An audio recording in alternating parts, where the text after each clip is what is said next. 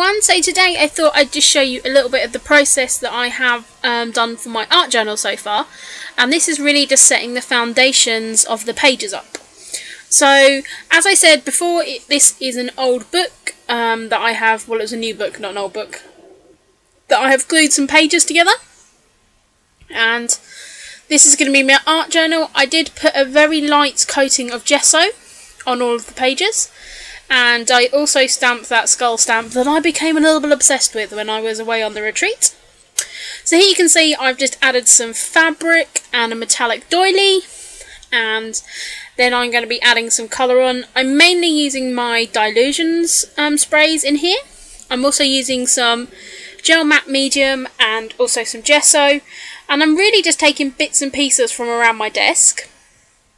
I would say that, you know, the heat gun is essential in this because I'm really impatient. So that was that page, and I'm just leaving it at that because I know I'm going to come back and add some more to it at a later date. I've just added another coat of gesso on these pages because the gesso I use is quite cheap, and it's good in one way because you can put some just kind of quite thin coats on like I did over those words there, but you can also build it up as well. As I said, I am having to dry everything because there is several pages sort of together, and they do kind of go a bit wrinkly otherwise, so I am just drying everything up with my heat gun. And it's nice working in a book because you have got some of the text and stuff that comes through, and like that says stand out from the crowd, which, you know, is kind of a good thing you can use for around a journaling page. I do just grab some random stuff that I have on my desk. Like I've got this really thin sort of doily, so I'm just pasting that down with some matte medium. And I believe I'm just pulling some junk mail off that was just on a pile near my desk. And it had some pictures of some dresses and stuff in, and I've stuck this down. I may go back, I may paint over it, who knows. Again, just using the matte medium, stick that down, and just adding some texture and layers to the page. Trying not really to overthink what I'm doing at this point. Just getting some stuff down on the pages so they're not so blank and scary. And, you know, in the things that I've seen people doing with art journals, you know, it's very much like they'll prep some pages and then they'll come back to it when they actually come to do the journaling. So really it's just a process of just getting some colour on the pages and some interest. I have done quite a few pages in this now, adding a lot of different layers and textures and faces and stencils and lots of stuff, so this was really a good exercise, and I probably sat for about an hour doing this journal prep, and I probably got about, I don't know, probably about 10 or 11 spreads done. As you can see there, I am just putting the sprayed stencil in the book towards the back, and then just pushing that down in the pages. And that's just also then adding some, you know, paint splatters or whatever on those pages. Again, I'm just pasting some of the magazine cutouts here. It had some like flowers on. And of course, where I put that gel matte medium, it is interacting with the mists. And I said that is the thing with these Dylusions, they are you know, water soluble.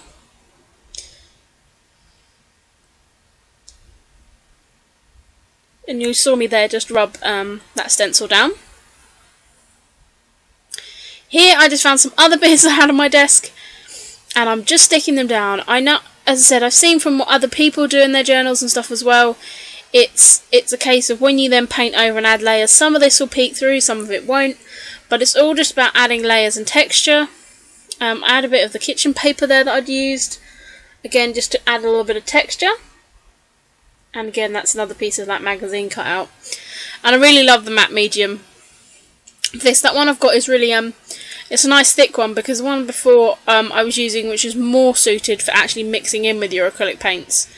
So this is a nice gel medium. I really am enjoying using that. Really going to leave that page just at that because I'm not really sure where I was going with it. So it's like, okay, let's just turn the page and move on. So I'm just taking one, I think that's the Shabby Shutter, is it maybe? I'm not sure. Distress ink, and just applying it straight on the page and then putting some of the Dylusions over it. And adding a little bit more gesso because it was really soaking into the paper. There wasn't really much movement on that side. So I am just adding a little bit more gesso, and then again drying this off. You will see that I've got a piece of paper that I'm putting in between those pages there to stop it kind of spreading onto what's underneath.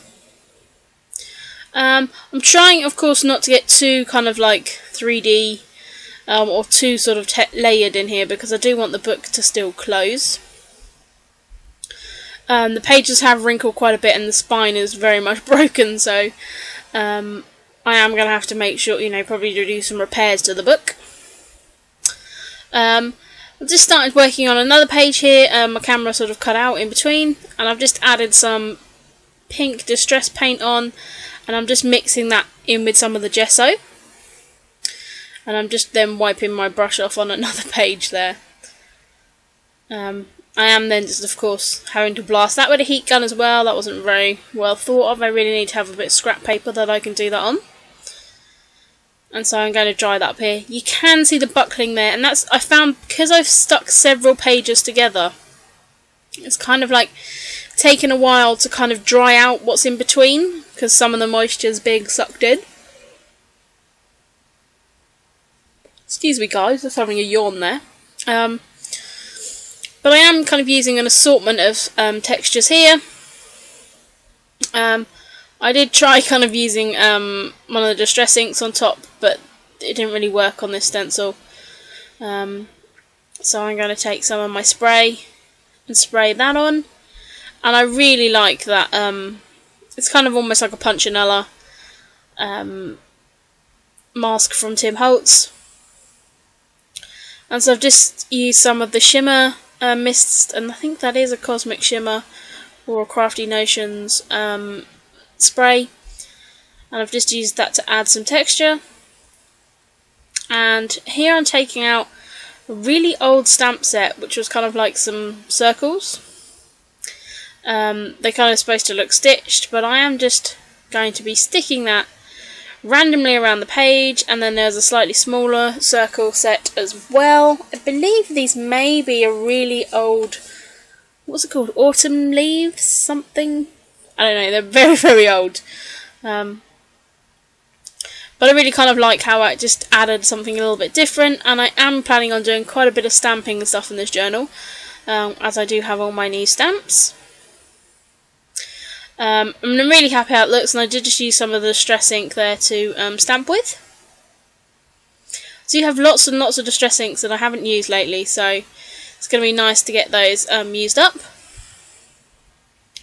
Again, I'm just taking this pickled raspberry and just drawing a bit of a random face.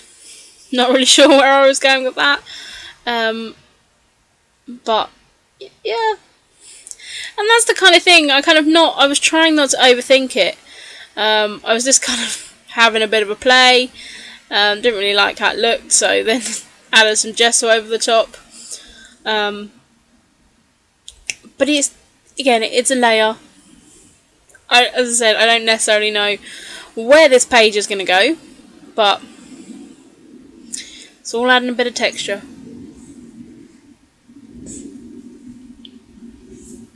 Cutting out some more of these flowers from this piece of junk mail. There's a random sticker I had on my desk there, and just slapping it down. I did have washi tape on the edge of all my pages, so I'm having to make sure I'm covering that with gesso, because of course that's going to resist quite a lot of the paint and ink.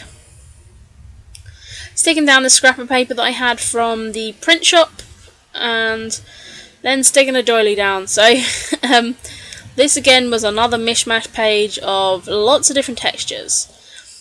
And as I said previously, I've been watching a lot of art journaling videos and things, and really just wanted to give it a go and have somewhere to play, really.